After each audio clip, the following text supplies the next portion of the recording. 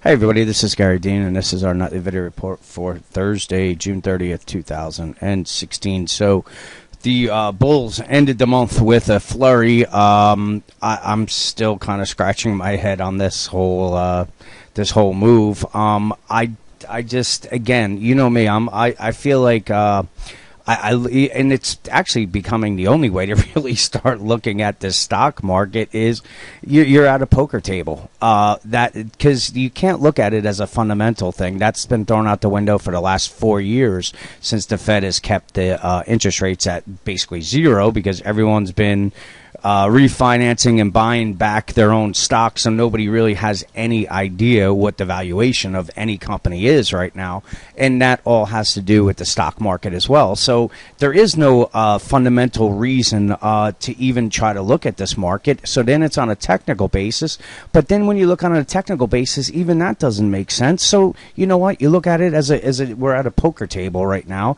because that's really what these computer systems are. There's very few of them. And I think that's why we're getting these big gyrations right now, is because there's just less and less of these high-frequency trading systems that are going against each other. So you see these, you watch the S&P drop over 110 points in 2 days, and in a rally 100 points in 3 days. It's just there's nobody fighting either side. So why do I say that? To look at it like at a poker table. Well, everybody was running this up with belief that that Britain was going to stay in the euro. They lost that bet, and this happened here.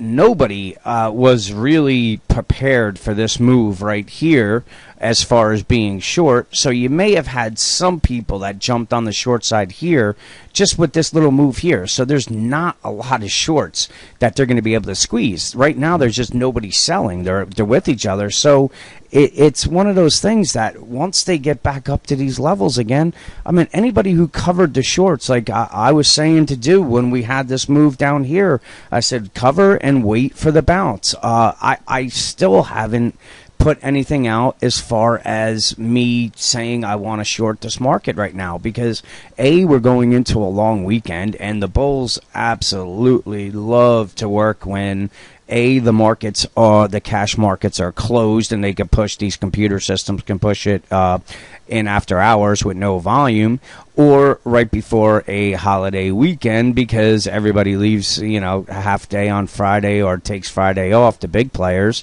they go to the beach, and these computer systems, they take the low volume and just grind things higher. So it's you know what it is. It's given me, like I said, I was shorting this entire move here. I covered just about every short I had. I got stopped out once this low was taken out. And right now, I'm about to start layering in my short positions again, because these are not the lows right here. These will be taken out. I do believe this will be taken out. And I do believe we are going to be heading down all the way into these levels here. So this is just all riffraff. It means absolutely nothing. It's noise. It's not convincing anybody to get into the market. So once these boys run into their resistance and they start looking at each other saying, what are we going to do? And then one jumps, and then they all jump off over each other to try to get out of the market. And these lows will be taken out like they weren't even here, and will probably end up down in the 1890 area or 1900 in a very, very fast manner. And we could even actually go all the way down to this 1864, which is another gap. And that's another reason why I'm actually more getting more bearish by the minute, is every one of these moves that the Bulls have done is on gaps, and this entire move from here is just built on quicksand because of all the open gaps that are below, and they get filled. So we will be trading within here, I would say probably by August, where we'll be here or below here. And I'll use any of this, even if they come up here. I'm just going to short because I know gravity is going to take it back down again. So we haven't even come close to doing a full cycle, say, retracement of momentum. And this is going all the way back since January, let's just say. So January till now, it's been just kind of hovering here, but yet we still we have not made new highs. So there's something, it's very strange going on right here, and like I said, let them do these shenanigans. Let them take it up. Just short. Take a little piece, short it. Take a little piece, short it, and just wait for the carpet to get pulled out like it has been pulled out every single time we've been in this type of situation. So why am I not really that crazy about shorting right now? Well, we're still not really into the deeply overbought levels. We don't have any bearish divergences in place. So to me, I'm more like I'll just kind of wait, let them play their games. We have resistance up at this 2106, which would close that gap, and then it leaves these gaps open down here, which are over 100 points to the downside to even get to them. So that's why I'm saying this move is built on quicksand. And there's not a lot of shorts that they are really going to be able to push things higher. They may be able to grind it higher because there's no volume going on, but the thing is, there's no shorts that are going to energize this market to go higher. So once we get to these levels, the computer systems turn on each other, whether it be at this level here, whether it goes up to the 2113 again, who knows? But the thing is, once they turn on each other, because they know that they're the only ones that were doing the buying this entire time, so they're averaged in all the way up here. And once we start dropping, they're now on losses going into this, and that's when they jump over each other. And like I said, it's you got to be patient with it because these moves are ridiculous, and you just wait for them to run their course. You don't want to try to jump in the middle of it because you get your head ripped off.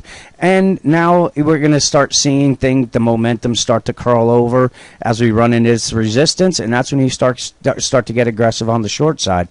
15-minute chart. This is saying, guess what? We are pulling back now, and we made it through the 2087, so that probably means that we're coming up to test to close this gap here.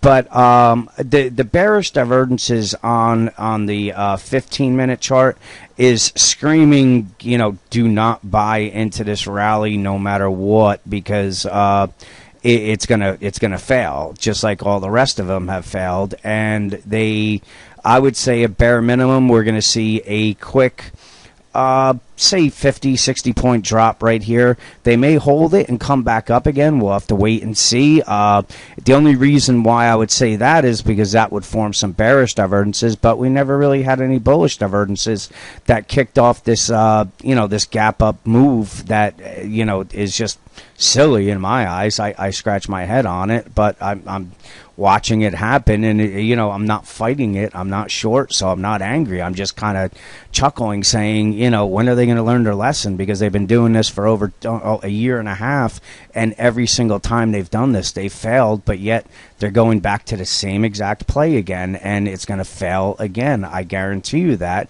It's just a matter of where. Do they try to test the 2120 again? Do they stop it right at the 2105?